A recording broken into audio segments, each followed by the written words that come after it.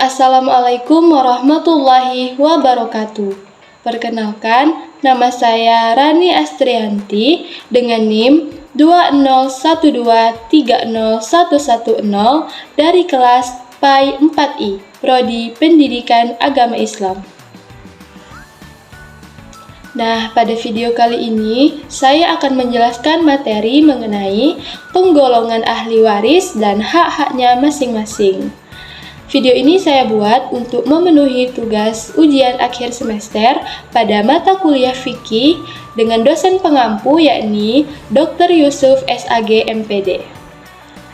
Baiklah, kita masuk pada materi yang pertama, yakni mengenai pengertian ahli waris.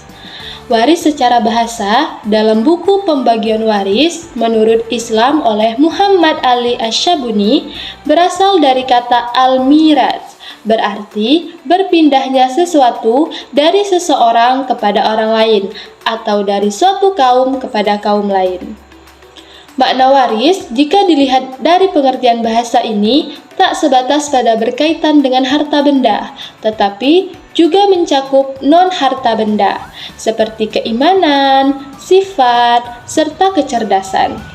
Sementara para ulama mendefinisikan waris yakni berpindahnya hak kepemilikan dari orang yang meninggal kepada ahli warisnya yang masih hidup.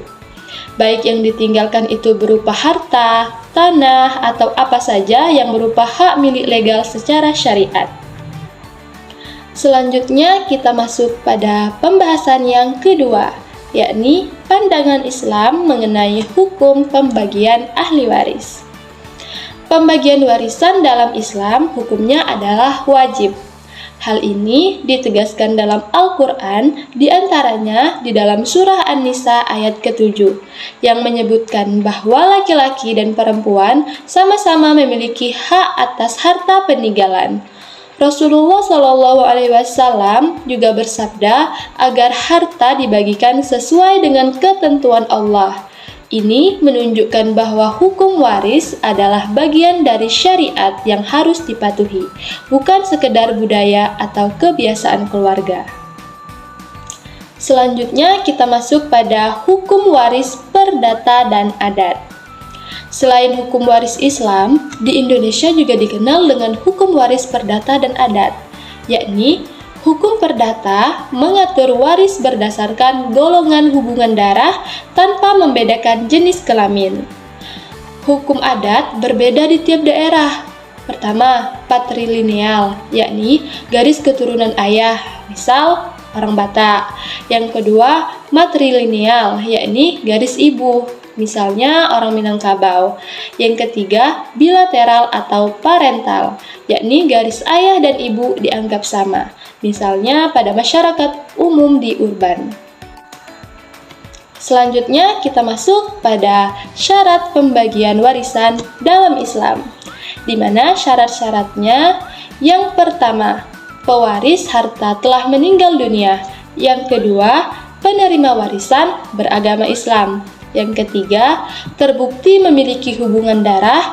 Yang keempat, mengetahui berita kematian pewaris. Yang kelima, ketentuan pembagian dibagi berdasarkan laki-laki dan perempuan. Yang keenam, tidak menyalahi pewaris. Yang ketujuh, prioritas penerima warisan sudah ditentukan. Dan yang terakhir, yaitu terdapat persetujuan terhadap wasiat yang ditinggalkan. Oke, kita masuk pada pembahasan yang terakhir, yakni rukun pembagian warisan dalam Islam. Di mana rukun yang pertama, pewaris, disebut juga sebagai muwaris. Pewaris merupakan orang yang memberikan hartanya kepada individu-individu tertentu setelah meninggal dunia. Yang kedua, ada ahli waris. Kumpulan dari individu yang berhak untuk mendapatkan harta warisan berdasarkan bagian-bagian yang telah disepakati. Penentuan ahli waris dilakukan berdasarkan nasab atau hubungan darah, sejarah dengan pewaris, dan pernikahan. Yang ketiga, harta warisan.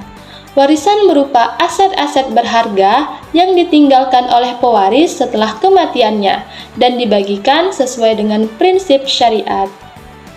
Nah, di dalam pembagian warisan dalam Islam ini terdapat yang pertama, orang-orang yang memiliki hubungan darah dan termasuk sebagai keluarga mendapatkan porsi terbanyak, yaitu setengah bagian dari harta warisan. Yang kedua, ada beberapa individu berhak mendapatkan sepertiga bagian dari harta warisan. Di antaranya ada ibu, apabila tidak memiliki anak atau cucu laki-laki dari keturunan anak laki-laki, serta pewaris yang tidak memiliki dua saudara atau lebih. Dua saudara laki-laki atau perempuan yang seibu. Jika pewaris tidak memiliki anak laki-laki maupun perempuan, tidak memiliki ayah, dan jumlah saudara seibu tersebut berjumlah 2 orang atau lebih. Yang ketiga, ada pembagian dengan porsi 1/4 harta warisan. Bisa dilakukan kepada suami atau istri jika salah satunya meninggal dunia dengan kondisi berikut. Kondisi yang pertama yaitu suami atau istri tidak mempunyai anak atau cucu laki-laki dari keturunan anak laki-lakinya. Yang kedua, anak atau cucu yang memiliki hubungan darah dengan suami atau istri berasal dari pernikahan dengan suami sebelumnya. Yang keempat, yaitu 2/3 bagian dari harta warisan bisa dibagikan kepada individu-individu berikut. Yang pertama, 2 anak perempuan kandung atau lebih dan tidak ada saudara laki-laki. Yang kedua, 2 saudara perempuan kandung atau lebih yang tidak memiliki ayah atau kakek. Yang ketiga, 2 saudara kandung perempuan yang tidak memiliki saudara laki-laki atau cucu perempuan dari anak laki-laki. Kelima, 1/6 bagian anggota keluarga yang berhak menerima 1/6 bagian dari harta warisan adalah ayah apabila ibu telah meninggal, kakek jika pewaris meninggalkan anak, cucu, dan tidak memiliki bapak. Yang keenam, 1/8 bagian penerima 1/8 bagian dari harta warisan adalah istri yang ditinggalkan suami dan memiliki anak atau cucu baik kandung maupun dari pernikahan suami sebelumnya. Oke, kita masuk pada kesimpulan, di mana hukum waris dalam Islam adalah sistem pembagian harta yang adil, rinci, dan berdasarkan wahyu Allah Subhanahu wa Ta'ala. Pemahaman tentang siapa saja ahli waris dan bagaimana haknya harus dibagikan penting untuk mencegah konflik, menjaga keharmonisan keluarga, dan menunjukkan ketaatan pada hukum Allah. Memahami warisan bukan hanya soal hukum, tetapi juga soal tanggung jawab dan ibadah. Demikian video yang dapat saya buat. Apabila ada kesalahan saya mohon maaf dan saya akhiri. Wabillahi taufik wal hidayah. Wassalamualaikum warahmatullahi wabarakatuh. Eits, kita pantun dulu kali ya. Ayah pegang pisau untuk diasah, lalu daging akan dicacah. Belajarlah tanpa mengenal lelah, supaya dapat manfaat dan faedah. Satu lagi nih. Ayahku seorang petani, punya sawah, punya ladang. Mari belajar hari ini agar masa depan lebih gemilang. Oke deh, bye-bye.